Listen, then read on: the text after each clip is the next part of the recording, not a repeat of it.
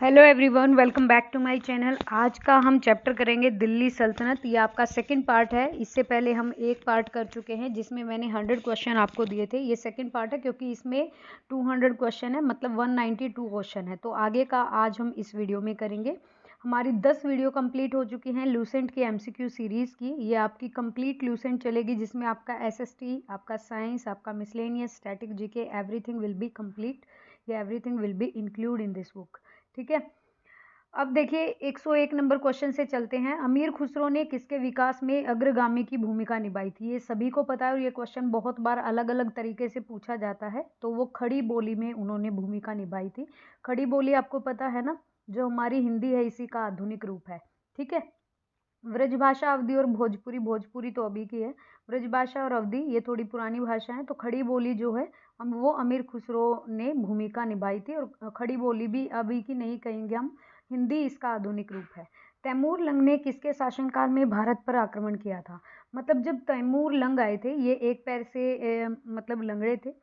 किसके शासनकाल में भारत पर आक्रमण किया? अलाउद्दीन खिलजी था यहाँ पे, फिरोज तुगलक था, बहलोल लोदी था, या फिर नसीरुद्दीन महमूद तुगलक था। तो ध्यान रखिएगा, नासिरुद्दीन महमूद तुगलक जब यहाँ पे शासक थे तब तैमूर लंग ने इनके शासनकाल में भारत पर आक्रमण किया था।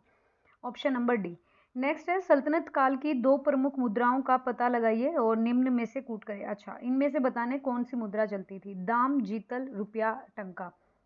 रुपया तो नहीं आएगा, तो यहाँ पर जीतल और टंका जो है ये आप इजीली एलिमिनेट कर सकते हैं। तो जीतल और टंका जो है यहाँ पर सेकंड और 4 नंबर यहाँ पे सही रहेगा। तो option number D, second and 4। Bharat में पोलो खेल का प्रचलन किसने किया था? ये आप सभी को पता है होगा कि भाई ये जो तुर्क आक्रमण हुआ था इसकी जब ये आए थे, मतलब हमारे भारत पर आक्रमण किया था, तो तुर्कों ने ही क्या किया था? पोलो खेल का प्रचलन किया था।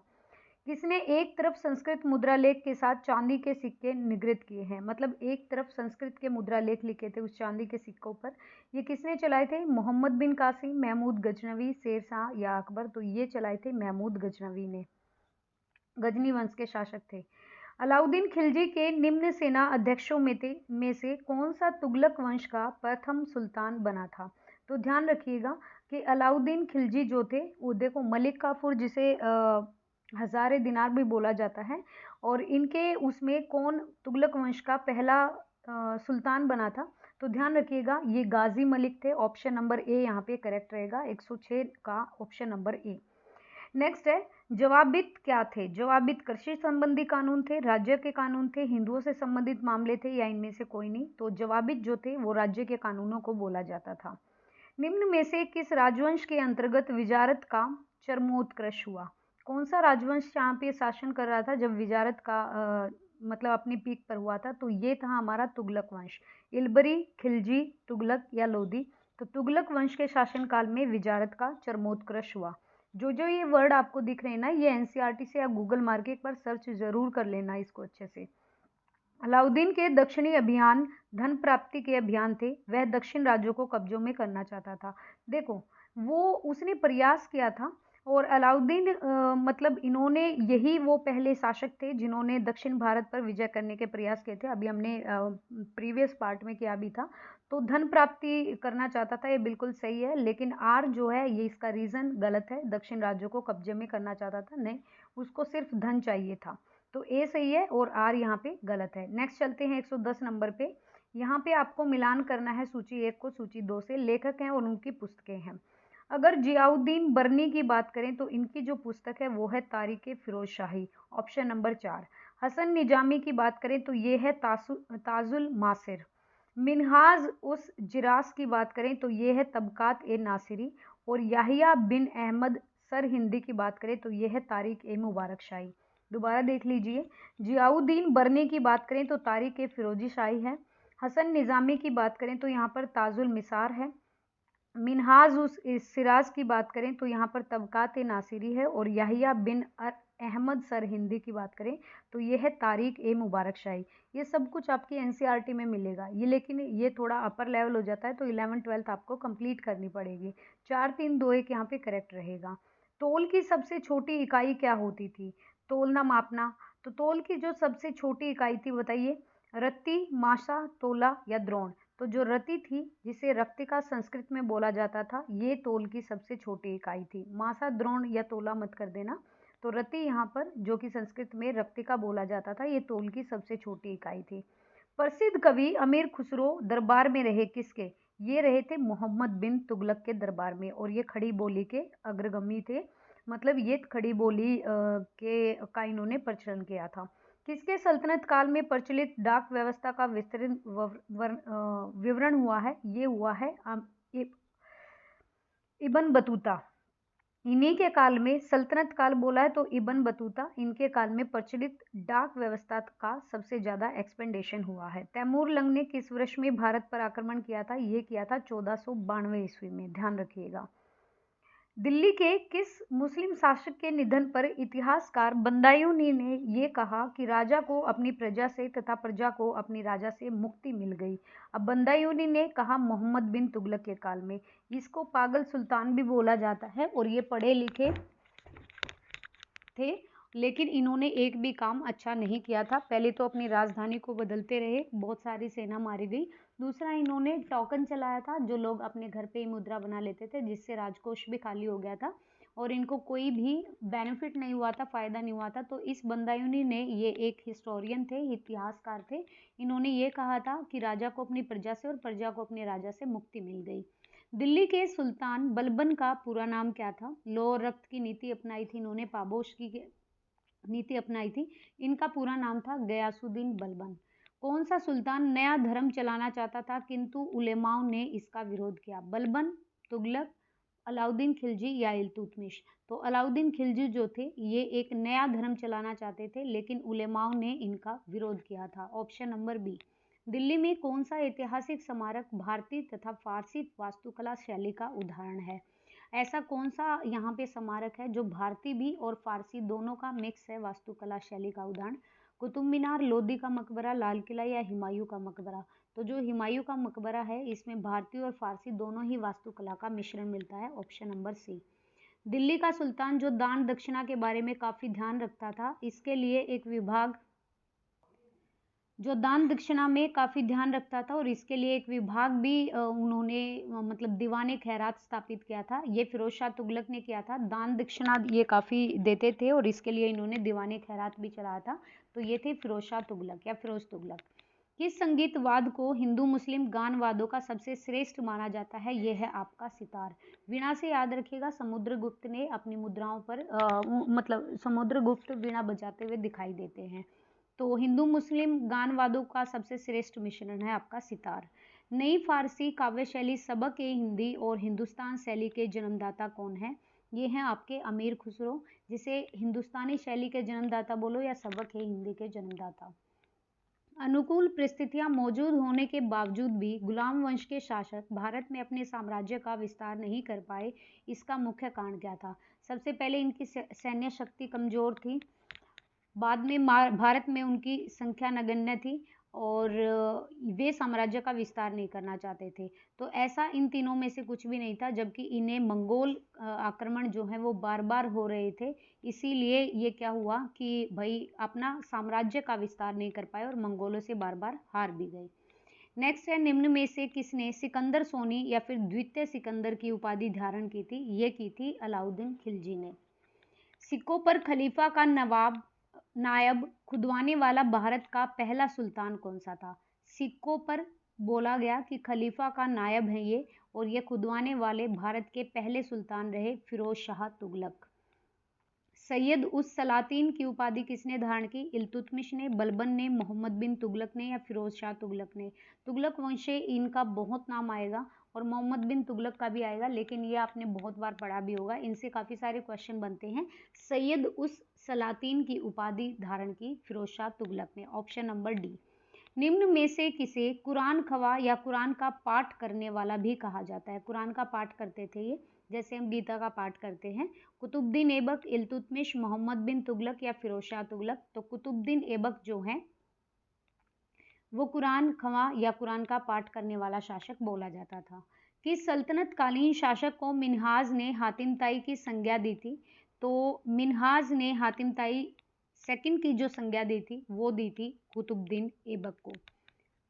ढाई दिन का झोपड़ा अजमेर में जो बनाया गया है, इसका निर्माण कराया था आपका कुतुबुद्दीन ऐबक ने। कुतुब मीनार का भी इन्होंने ही करा था, इल्तुतमिश ने उसको पूरा कराया था। निम्न में से कौन अपने को ईश्वर का अभिशाप कहते हैं, कि मैं ईश्वर का एक अभिशाप हूँ, ये कहते थे अपने आप को चंगेज खां। निम्न में से किसे बगदाद के खलीफा ने मंसूर स्वीकृति पत्र या माना अभिषेक प्रदान किया था? बगदाद के खलीफा, किसे बगदाद के खलीफा ने मंसूर प्रदान किया था? ये किया था इल्तुतमिश को। दिल्ली सल्तनत का पहला सुल्तान जिसने दोआब के आर्थिक महत्व को समझा, ये हुए थे हमारे Iltutmish. Option number B. Delhi की राजगद्दी पर अफगान शासकों के शासन का निम्न में से कौन सा क्रॉनिकल ऑर्डर में आपका सही है? अफगानों के बारे में पूछा है तो सबसे पहले आए बहलोल लोदी, फिर आए सिकंदर लोदी और फिर आए हमारे इब्राहिम लोदी। बहलोल लोदी जिन्होंने स्थापना की लोदी वंश की, फिर सिकंदर शाह और फिर यहाँ पर इब्राहिम लोदी। दिल्ली सल्तनत के तुगलक वंश का अंतिम शासक कौन था? ये थे नासिरुद्दीन मोहम्मद तुगलक। ठीक है, इन्हीं के उसमें तैमूर लंग ने क्या किया था? आक्रमण किया था भारत पर। मध्यकालीन भारतीय राजाओं के संदर्भ में कौन सा सही है? अलाउद्दीन खिलजी ने एक अलग दीवाने आरिज स्थापना की। बलबन ने अपनी सेना के घोड़ों को दागने की पत्ती शुरू की। महमूद बिन तुगलक के बाद दिल्ली की राजगद्दी पर उसके चाचा बैठे। या फिरोज तुगलक ने गुलामों के लिए एक अलग से विभाग बनाया। फिरोज शाह तुगलक ने दान करने के लिए भी एक दीवाने खैरात बनाया और इन्होंने दीवान ए बंदगान भी बनाया, गुलामों के लिए अलग से एक विभाग बनाया। तो ऑप्शन नंबर डी यहाँ पे सही है। मोहम्मद बिन तुगलक दिल्ली छोड़ने के बाद 2 वर्ष तक स्वर्गधारी नामक शिविर में रहे और उस समय दिल्ली एक प्रकार से प्लेग से बर्बाद हो गई थी और बहुत से लोग मर गए थे। ये मोहम्मद बिन तुगलक के बारे में दोनों ही कथन सही है और ये दिल्ली छोड़कर 2 साल तक स्वर्गधारी नामक एक शिविर में रहे थे और ये क्योंकि दिल्ली में उस टाइम पे प्लेग हो गया था और बहुत सारे लोग मर गए थे। तो ए और आर दोनों सही हैं और आर ए की सही व्याख्या भी करता है। नेक्स्ट चलते हैं। चंगेज खां के अधीन मंगोलों ने किसके शासनकाल में भारत पर आक्रमण किया था? मतलब चंगेज खां के अंडर में रहकर मंगोलों ने किसके शासनकाल में भारत पर आक्रमण किया था? ये किया था इल्तुतमिश के। यहाँ पर सही सुमेलित बताना है आपको। तो ये देखो, अभी हम पढ़ के आए हैं, दीवान ए बंदगान गुलामों के लिए अलग से एक डिपार्टमेंट बनाया था, ये किया था फिरोज शाह तुगलक ने। नेक्स्ट है, सल्तनत काल में फवाजिल का अर्थ क्या होता है? फवाजिल क्या होता है? अभिजात वर्ग को दिया जाने वाला अतिरिक्त भुगतान, वेतन के बदले निर्धारित मालगुजारी, इक्तादारों द्वारा सरकारी खजाने में जमा की जाने वाली अधिशेष राशि या कर्षकों से लिया जाने वाला गैर कानूनी जबरी वसूली। फवाजिल कहते थे इक्तादार जो होते थे, जो सरकारी खजाने में जमा करते थे राशि को, उसको फवाजिल कहते थे। दिल्ली का सुल्तान जो भारत में नहरों के सबसे बड़े जाल, नहरों का निर्माण पूछे तो ये फिरोज शाह तुगलक ही आएंगे हमारे। Option number C. प्रारंभ में भारत में तुर्की प्रशासन सैनिक प्रधान था और अग्रणी सैनिक नायकों के बीच देश को इक्ता के रूप में खंड विभाजित कर दिया था। तो ये एसर्शन रीजन दोनों सही हैं। सबसे पहले भारत में तुर्की प्रशासन में ही सैनिक प्रधान था और अग्रणी सैनिक नायकों के बीच देश को इक्ता के रूप में अलग अलग विभाजित कर दिया था। ए और आर दोनों सही हैं तथा आर ए की सही व्याख्या भी करता है, ऑप्शन ए। अपनी शक्ति को समेकित करने के बाद बलबन ने भव्य उपाधि धारण की थी, किस चीज की? अपनी शक्ति को जब समेकित कर लिया था तो बलबन ने ये अपने आप को क्या बोला था? तूतीय हिंद, केसरे हिंद, दिने इलाई या जिल है इलाई। तो ये बोला था। देखो, ये तो बोलेगा ही नहीं, दीन-ए इलाही ये कहीं ना कहीं अलाउद्दीन खिलजी से रिलेटेड है। बलबन ने अपने आप को जिल ए इलाही बोला था। मैं बिल्कुल करेक्ट नहीं कह रही हूँ, दीन-ए इलाही अलाउद्दीन से है। तो जिल ए इलाही आपका बलबन ने उपाधि धारण की थी। निम्न में से किसने भारत का सबसे पुराना मकबरा नासिरुद्दीन महमूद तुगलक का मकबरा या सुल्तानगढ़ी दिल्ली का निर्माण कराया और मकबरा निर्माण शैली का जन्मदाता होने का गौरव भी पाया? ये हुए थे इल्तुतमिश। इल्तुतमिश द्वारा बनाया गया अतारकीन का दरवाजा, जो कि अकबर के बुलंद दरवाजे का प्रेरणा स्रोत भी बना, ये नागौर जोधपुर में है, राजस्थान में। ये इल्तुतमिश के द्वारा बनाया गया था अतारकीन का दरवाजा। नेक्स्ट है, किसने 40 तुर्की सरदारों को लेकर तुर्कान ए चहलगानी या चालीसा दल? तो ये इल्तुतमिश के द्वारा। देखो, ऊपर बलबन दिया था तो वो गलत है, चालीसा दल आ जाए या 40 तुर्की सरदारों को लेकर तुर्कान ए चहलगानी आ जाए तो ये इल्तुतमिश को जाएगा। निम्न में से कौन राजदरबार में बलबन का सर्वप्रमुख प्रतिद्वंदी रहा? उसी के दरबार में उसी का एक प्रतिद्वंदी रहा, जिसे बोलते हैं कॉम्पिटिटर रहा, तो ये रहे थे इमामुद्दीन रेहान। निम्न में से किसने चहलगानी चालीसा दल पूर्णतः साफ कर दिया? बलबन ने इसको हटाया था। इल्तुतमिश ने चलाया था और बलबन ने इसको हटा दिया था। किसके राज्यकाल में लखनौती बंगाल की राजधानी में तुगरिल खां का विद्रोह हुआ था? ये हुआ था बलबन के काल में। Option B.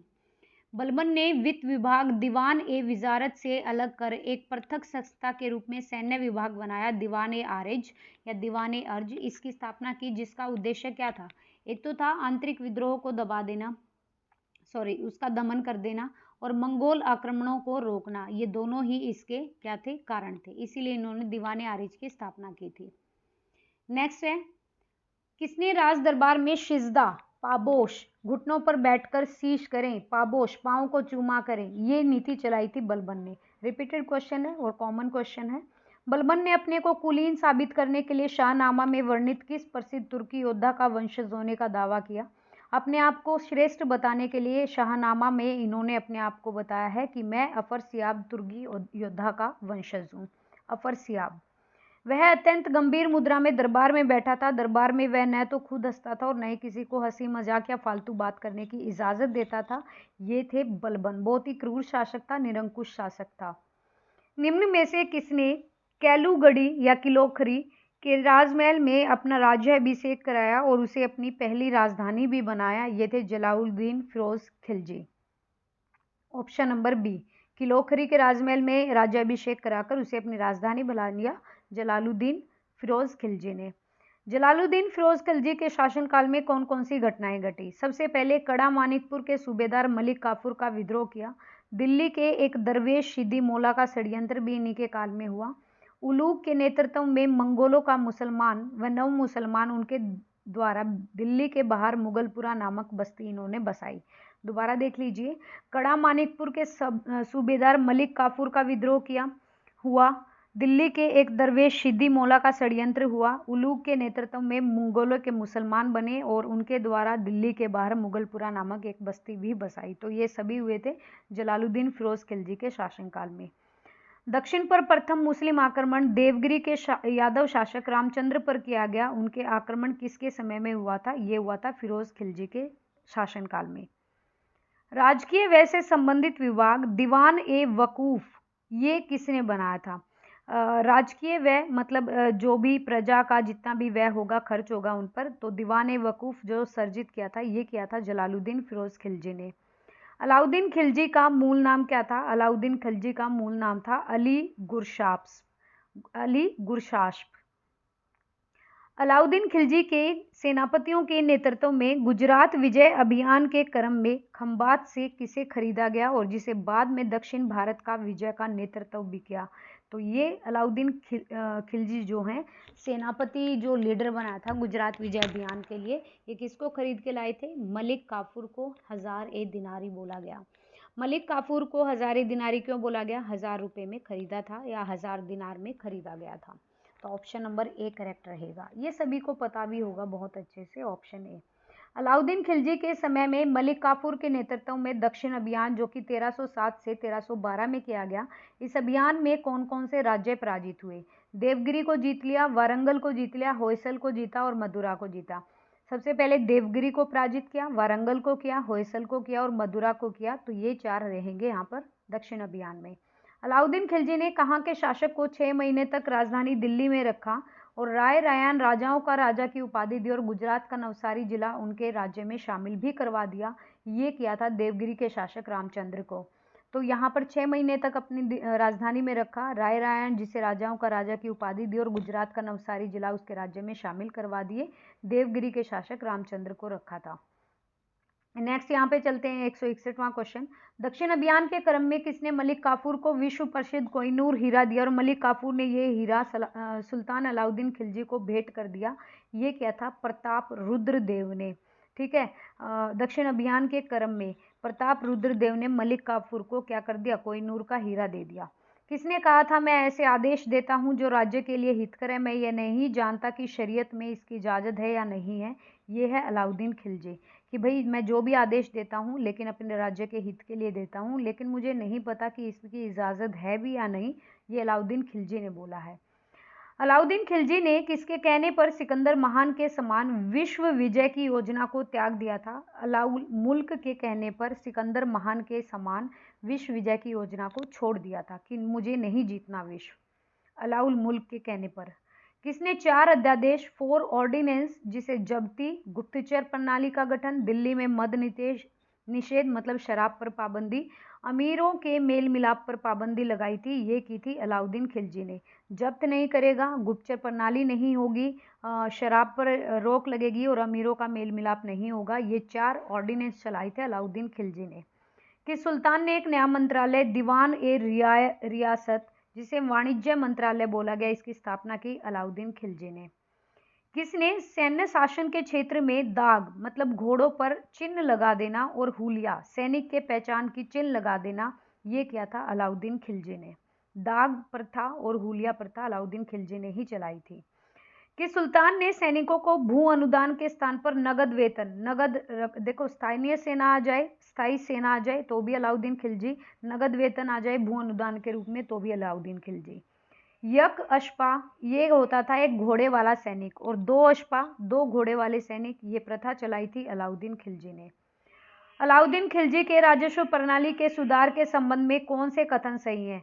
सबसे पहले भूमि अनुदानों की समाप्ति की, मुकदमे खेती और चौधरियों मोरलैंड के शब्दों में मध्यस्थ वर्ग के विशेषाधिकारों की समाप्ति और दीवाने मुस्त राज की स्थापना की, विश्वा के आधार पर भूमि की पैमाइश करके जीडीपी का 50% खराज भू राजस्व निर्धारित किया 1/2, और जकात जजिया खुम्स और गनीमा की नई दरें लागू की। ये चारों ही ऑप्शन इन्होंने किए थे। भूमि अनुदान छोड़ दिया, किसी को भूमि दान में नहीं देनी है। फिर उसके अलावा दीवान ए मुस्त राज की स्थापना की, 50% खराज भू राजस्व निर्धारित कर दिया, हाफ हिस्सा, जकात जजिया खुम्स गनीमा इनकी नई नई रेट लगा दी कि भाई कितने % हमको मिलेगा। सराय अदल निम्न में से किसका बाजार था? सराय अदल में वस्त्र और अन्य वस्तुएं बिकती थी तो इसे सराय अदल बोलते थे।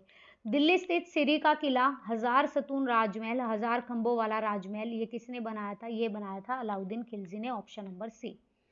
किसने रस्म ए मियान, बीच का रास्ता, तारीख ए अतदाल, सुल्तान का तरीका नाम से राजस्व सुधार की व्यवहारिक नीति अपनाई? ये थे हमारे Ghiyasuddin Tughlaq, option number A. Next है यहाँ पे कौन से सुल्तान की मृत्यु अफगानपुर या तुगलकाबाद में लकड़ी से बने स्वागत भवन के गिरने से हुई थी? मतलब उसके ऊपर भवन गिर गया था गयासुद्दीन तुगलक के ऊपर अफगानपुर में। तुगलकाबाद दिल्ली में भी देखा होगा आपने। नहर निर्माण कराने वाले कौन थे? नहर का निर्माण कराया था गयासुद्दीन तुगलक ने, लेकिन सबसे ज़्यादा जो नहरें बनवाई थी वो फिरोज शाह तुगलक ने। सुल्तान बनने से पहले किसका नाम जोना खा था? ये आप सभी को पता होगा, मोहम्मद बिन तुगलक को बोलते हैं। किसके शासक बनने के उपलक्ष्य में अपना उपनाम अबुल मजाहिद रखा? शासक बनने के बाद अपना नाम अबुल मजाहिद रखा था मोहम्मद बिन तुगलक ने। नेक्स्ट आपको सूची मिलान करना है, ये मिलान आप देख लीजिए। अगर मदुरा माबर की बात करें तो ये जलालुद्दीन एहसान शाह, मतलब मोहम्मद बिन तुगलक के शासनकाल में ये नव स्थापित राज्य हुए थे। मदुरा को बोला गया जलालुद्दीन एहसान शाह, विजयनगर को बोला गया हरिहर बुक्का, वारंगल को बोला गया कन्हैया और बहमनी को बोला गया हसन गंगू। दोबारा से देख लीजिए, मदुरा माबर को बोला गया जलालुद्दीन एहसान शाह, विजयनगर हरिहर बुक्का इन्हीं के द्वारा स्थापना हुई थी कर्नाटक विजयनगर की, वारंगल कन्हैया और Bahmani Hasan Gangu. 1 2 3 4 option number A. मेरा सारा राज्य बीमार पड़ा है, यदि मैं एक स्थान पर व्यवस्था स्थापित करता हूं तो दूसरे स्थान पर गड़बड़ी हो जाती है, यदि मैं दूसरे स्थान पर ठीक करता हूं तो तीसरे स्थान पर हलचल होती है। ये थे मोहम्मद बिन तुगलक। किसके राज्यकाल में सादा अमीरों का विद्रोह हुआ जिसकी चरम परिणति 1347 ईस्वी में बहमनी राज्य की स्थापना हुई? ये थे मोहम्मद बिन तुगलक। मोहम्मद बिन तुगलक की मृत्यु कहाँ पे हुई? ये हुई थी थट्टा में। दिल्ली दौलताबाद लाहौर मत कर देना, बहुत पड़े हुए हैं, लगेगा कि यही है, लेकिन थट्टा में हुई। नेक्स्ट है राजशेखर और जिन प्रभा सूरी जैसे जैन विद्वानों को किस सुल्तान ने राजकीय संरक्षण दिया, उनको अपनी शरण में लिया? राजशेखर और जिन प्रभा सूरी जैसे जैन विद्वानों को, ये थे मोहम्मद बिन तुगलक। किस सुल्तान ने 24 कष्टदायक करों के स्थान पर केवल 4 कर लगाए थे? ये थे फिरोज शाह तुगलक। ठीक है, 24 कर हटा के 4 ही टैक्स लगाए थे इन्होंने। नेक्स्ट है निम्न में से किसने सेना को नगद वेतन की व्यवस्था जो अलाउद्दीन खिलजी ने चलाई थी, ये समाप्त करके भूमि कर वसूलने का अधिकार और इतलाक धनादेश के लिए पत्र के माध्यम से वेतन भुगतान करेंगे, ये किया था फिरोज शाह तुगलक ने। ध्यान रखिएगा, अलाउद्दीन खिलजी की जो नगद वेतन की व्यवस्था थी, वजीहा जिसको बोलते थे, इसको समाप्त कर दिया था फिरोज शाह तुगलक ने। कि सुल्तान ने अपनी आत्मकथा फतुहात ए फिरोज शाही लिखी है, ये तुगलक की है, फिरोज शाह तुगलक की। फतुहात ए फिरोज शाही, फिरोज शाह से याद रखिएगा फिरोज शाही। कि सुल्तान ने हासिल ए शब्र या हक ए सब्र सिंचाई कर नामक एक नया कर लगाया था। अब नहरों का बहुत ज़्यादा निर्माण कराया, तो कर भी इन्होंने लगाया फिरोज शाह तुगलक ने। फिरोज शाह तुगलक द्वारा स्थापित दार उल शफा क्या था? एक दानशाला, पुस्तकालय, तीर्थयात्रियों के लिए एक अतिथि गृह, एक खैराती अस्पताल। ये दान वान में ज़्यादा ही इंटरेस्टेड थे, रुचि रखते थे, इसीलिए दीवाने खैरात भी किया था। तो एक खैराती अस्पताल था जिसको दार उल शफा कहा जाता था। किसने भूमि पैमाना गज ए सिकंदरी का प्रचालन किया? ये सिकंदर लोदी ने किया। भूमि मापने का जो गज का पैमाना चलाया वो सिकंदर लोदी ने, ये याद रखिएगा। किस मुस्लिम शासक के सिक्कों पर देवी लक्ष्मी की आकृति बनी है? मोहम्मद गोरी। पृथ्वीराज चौहान और मोहम्मद गोरी, जो आपका 1191 का तराइन का युद्ध और 1192 का तराइन का युद्ध, ये वही मोहम्मद गोरी हैं और देवी लक्ष्मी की आकृति बनी है। रजिया बेगम को सत्ता से हटाने में किसका हाथ था? ये था तुर्कों का। प्रसिद्ध यात्री इब्न बतूता के विश्व में कौन से कथन सही हैं? मोरक्को से आया था, 14वीं सदी में उसने उपमहाद्वीप में यात्रा करते हुए किताब उल हिंद लिखी। नहीं, ये किताब उल हिंद इन्होंने नहीं लिखी, ये अल बरूनी ने लिखी। वह चीन में दिल्ली के सुल्तान के दूत के रूप में भेजा गया था, चीन में भेज दिया गया था कि ये दिल्ली के सुल्तान का दूत है। तो 1 और 3 सही है। दिल्ली के किस सुल्तान ने ब्राह्मणों पर भी जजिया कर लगा दिया था? ये थे फिरोज शाह तुगलक। चंगेज खान का मूल नाम क्या था? कासुल खां, अशुगई, तुमेचिन, यावगंदी। तो तुमेचिन, तेमुचिन जो था वो चंगेज खान का मूल नाम था। 192 क्वेश्चन थे दिल्ली सल्तनत से। मैं आपको एक बार आंसर की भी दिखा देती हूँ, आप देख लीजिएगा सही से और इसका स्क्रीनशॉट ले लीजिएगा, और जैसे ही आप क्वेश्चन पढ़ो तो आप यहाँ से चेक भी कर सकते हो।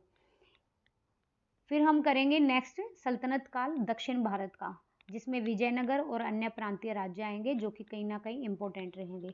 आई होप सो कि आपको वीडियो पसंद आई। प्लीज़ कमेंट किया करो वीडियो पे और वीडियो को शेयर किया करो अगर आपको पसंद आए तो। Thank you so much.